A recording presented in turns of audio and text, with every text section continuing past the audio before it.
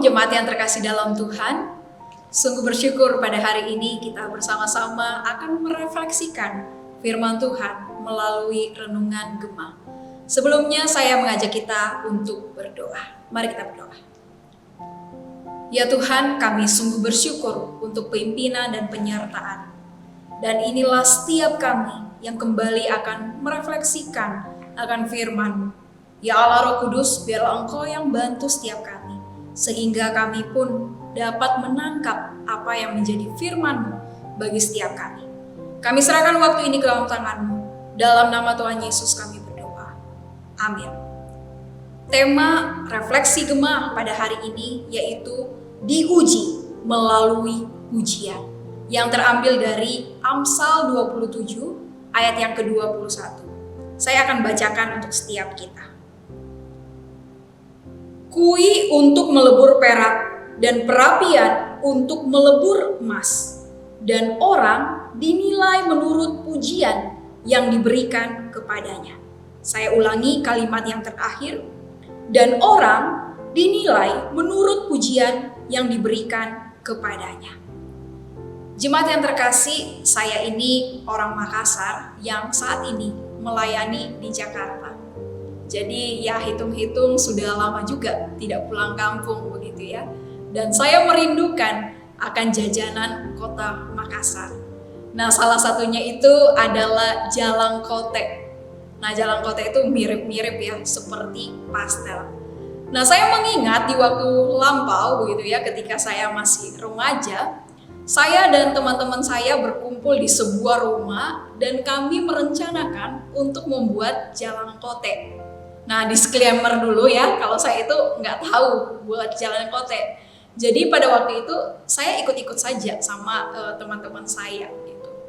Dan pada waktu itu saya disuruh untuk membentuk akan kulit jalangkote. Ya, bagaimana saya mencubitnya satu-satu begitu agar dapat menutupi isi daripada jalangkote itu.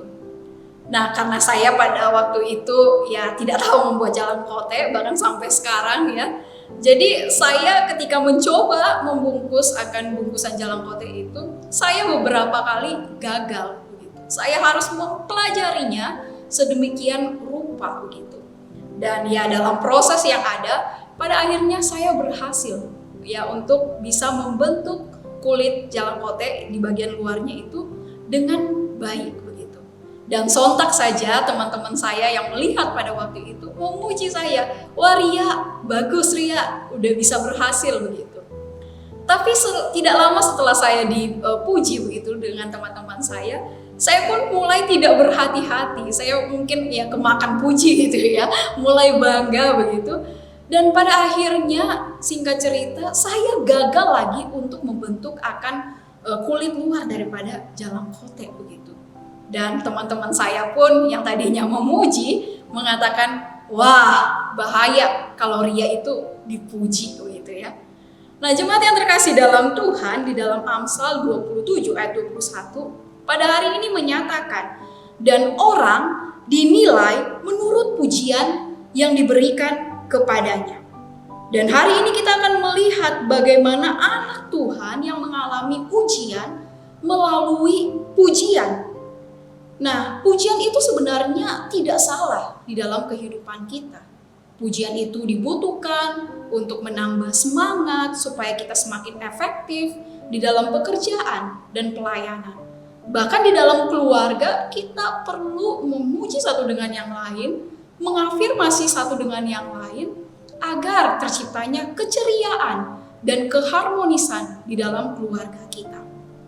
Tapi yang di sini dikatakan menjadi ujian dan bagaimana anak Tuhan gagal di dalamnya adalah ketika pujian itu diarahkan pada akhirnya untuk menyombongkan diri sendiri, merasa diri hebat, dan bahkan lewat pujian itu mencuri akan kemuliaan Tuhan.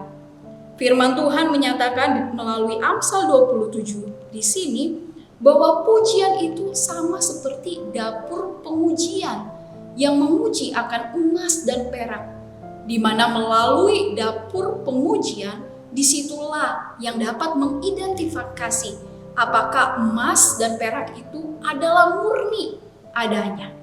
Dan di dalam dapur pengujian itu, ketika untuk membuktikan akan emas dan perak itu adalah murni, maka dibutuhkan suhu yang sangat tinggi begitu. Nah, ini dapat digambarkan dalam kehidupan sehari-hari, bagaimana ketika anak Tuhan mendapatkan akan panggung, lalu bagaimana dia dipuji di dalam hidupnya. Nah, untuk tetap murni, untuk tetap menjaga akan hatinya supaya tetap tulus di hadapan Tuhan, tentunya ketika dia mendapatkan akan panggung lalu dia dipuji itu, maka dia harus mengarahkan pujiannya itu hanya kepada kehebatan Tuhan, hanya kepada untuk puji dan hormat bagi kemuliaan nama Tuhan. Tetapi bila anak Tuhan itu gagal mengarahkan pujian itu pada Tuhan, disitulah dikatakan bahwa dia tidak murni lagi, dia tidak tulus lagi di hadapan Tuhan. Dan kalau kita melihat di dalam perjanjian baru, Yohanes Pembaptis pun mengalami yang namanya ujian melalui pujian yang tercatat dalam Yohanes 3 ayat 22 sampai 26. Di situ pada waktu itu mengisahkan bagaimana para pengikut daripada Yohanes Pembaptis mulai gusar karena ketika mereka mendengar bahwa guru mereka kalah pamor dengan Yesus Kristus yang pada waktu itu semakin populer. Tetapi ketika mendengar akan gusaran daripada pengikutnya ini, Yohanes pun tahu bahwa dia harus tahu diri. Dia mengarahkan akan pujian itu kepada Yesus Kristus sebagai Mesias yang seharusnya dijanjikan. Dialah yang layak untuk menerima akan pujian dan kemuliaan daripada Tuhan. Yohanes tahu diri bahwa dirinya hanya mempersiapkan jalan bagi Yesus. Nah, jemaat yang terkasih dalam Tuhan, sekali lagi firman Tuhan mengatakan pada hari ini lewat refleksi kita bersama bahwa dan orang dinilai menurut pujian yang diberikan kepadanya. Bagaimana dengan setiap kita? Apakah kita sudah melewati yang namanya ujian melalui pujian? Atau seringkali kita gagal begitu ya untuk mengarahkan pujian itu untuk kehebatan, untuk kemuliaan bagi nama Tuhan saja. Biarlah lewat refleksi hari ini kita pun terus diingatkan untuk mengarahkan akan hidup kita adalah untuk hormat dan kemuliaan bagi nama Tuhan. Biarlah firman Tuhan ini yang juga boleh terus berbicara bagi setiap kita. Mari bersama-sama kita berdoa. Ya Tuhan, kami bersyukur untuk firman-Mu yang diberitakan kepada setiap kami pada hari ini. Ya Tuhan, biarlah dalam kehidupan kami, Engkau yang semakin mengarahkan akan hati kami, supaya tulus, supaya semakin dimurnikan, agar dalam kehidupan kami tidak mencuri akan kemuliaan-Mu ya Tuhan. Kami dapat mengarahkan pujian itu hanya untuk hormat dan kemuliaan bagi nama-Mu.